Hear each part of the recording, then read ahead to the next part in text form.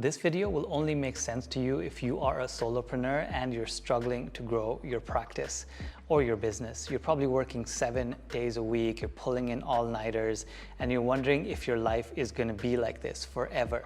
I'll tell you what, you're not alone. So Aliya and I had a jam session about this. We talked about delegating, we talked about finding time to do the things that we like doing.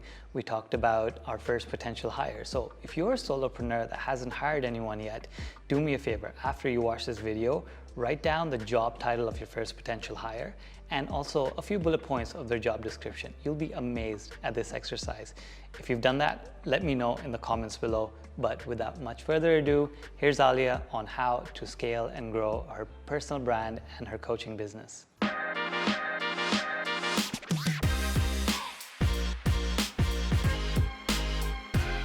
How have you found delegating or giving away tasks? How do you identify things you don't want to do anymore or give away?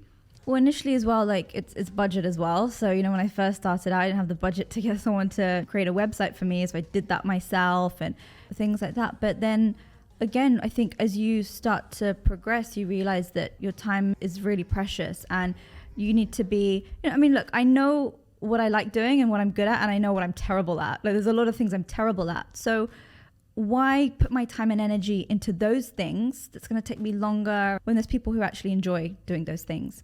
So I'll just focus on what I can do, my element. Of course, I do things that I don't want to do as well, but just being super clear. And, you know, of course, when I first started, I was working like 7 days a week. I was working nights, like, you know, didn't really have much of a routine. It was just all over the place. But now I'm very clear. It's like 5 days a week, you know, then I have my own time. I have the work-life balance, and that's important to me.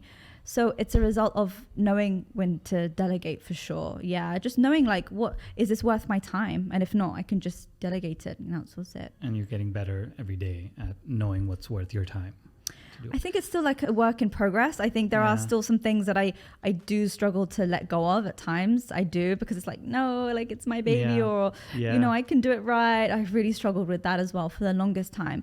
No, I think that there is still room for improvement to delegate more.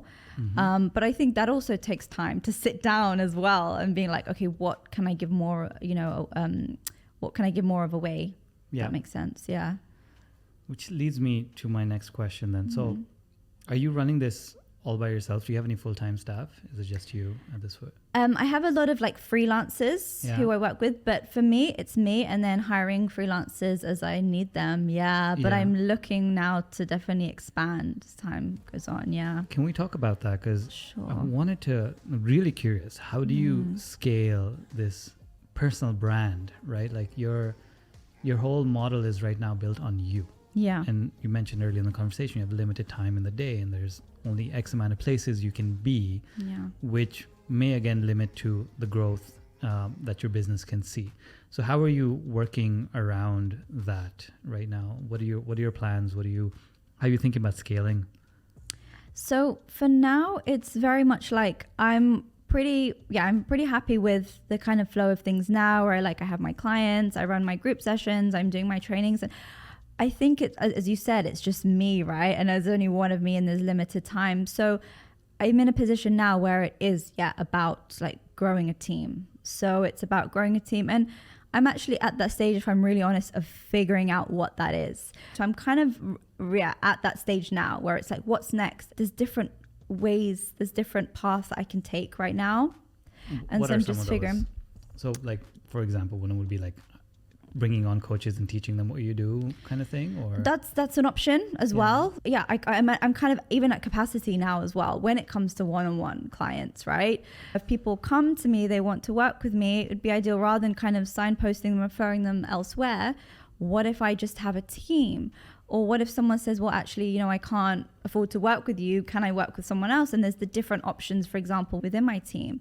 So that's definitely one. And I think, of course, for like trainings and workshops as well, being able to train people and have a team is something that I am exploring right now. Who would your ideal first hire be? I know you're still like trying to jam it out within your own mind, but just at the top of your head, intuitively, who do you think your first hire would be? What kind of job would they be doing? What would their role be? What would their title be if you were to vision it? Who are you looking at?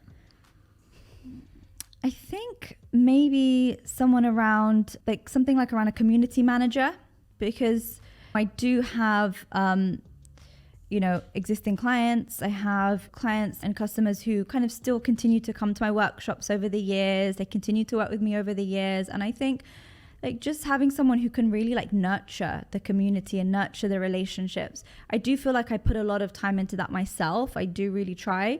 But I think just having someone who can bring in more ideas on how to nurture those relationships even more. Yeah. That's the first one that comes to mind. I'm sure there's loads that was your more. Gut. Yeah, that was my gut. That came from your gut. So this is your therapy session today. How much do you send me the invoice? Yeah, 8,000 and million. Okay, I'm out. I don't know how to do numbers.